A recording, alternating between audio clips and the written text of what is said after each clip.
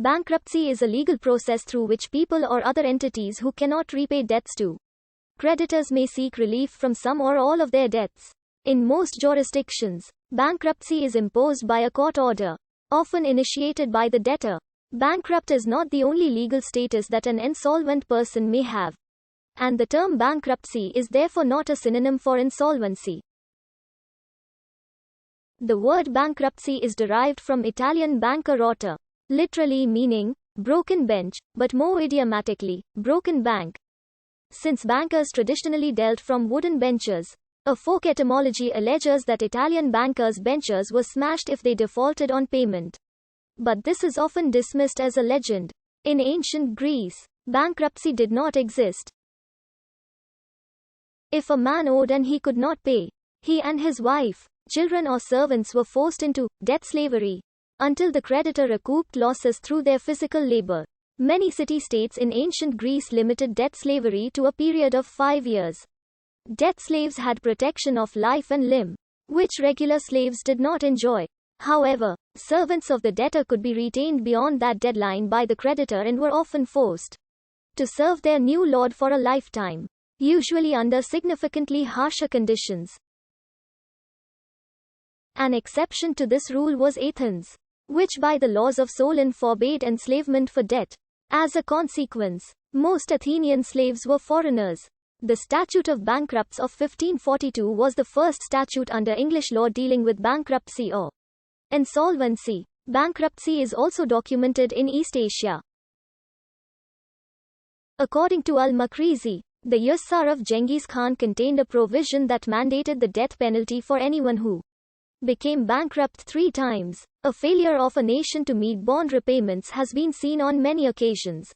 In a similar way, Philip II of Spain had to declare 4 state bankruptcies in 1557, 1560, 1575 and 1596.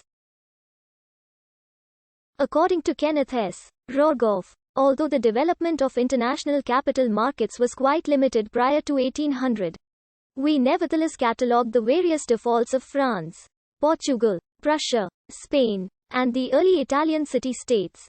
At the edge of Europe, Egypt, Russia, and Turkey have histories of chronic default as well.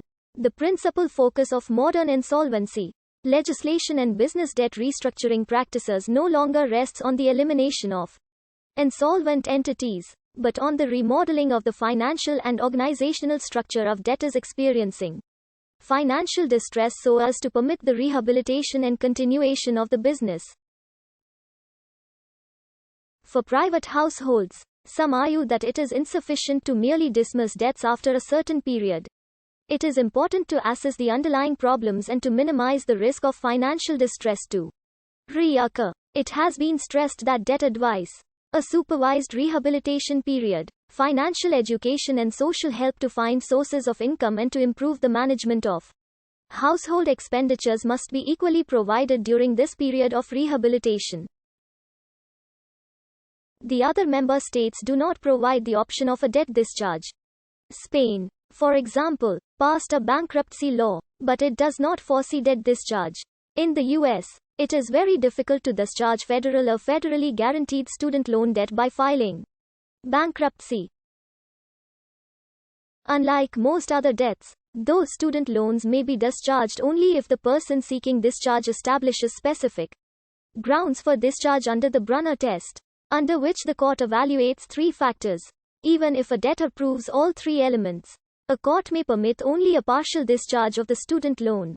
Student loan borrowers may benefit from restructuring their payments through a Chapter 13 bankruptcy repayment plan, but few qualify for discharge of part or all of their student loan debt. Bankruptcy fraud is a white-collar crime.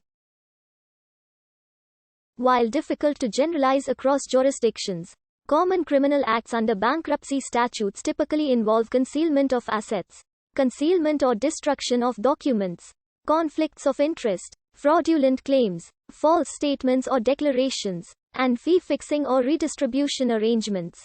Falsifications on bankruptcy forms often constitute perjury. Multiple filings are not in and of themselves criminal, but they may violate provisions of bankruptcy law.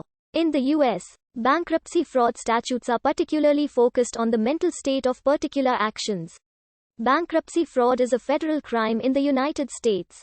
Bankruptcy fraud should be distinguished from strategic bankruptcy, which is not a criminal act since it creates a real bankruptcy state. However, it may still work against the filer. All assets must be disclosed in bankruptcy schedules whether or not the debtor believes the asset has a net value. This is because once a bankruptcy petition is filed, it is for the creditors, not the debtor, to decide whether a particular asset has value. The future ramification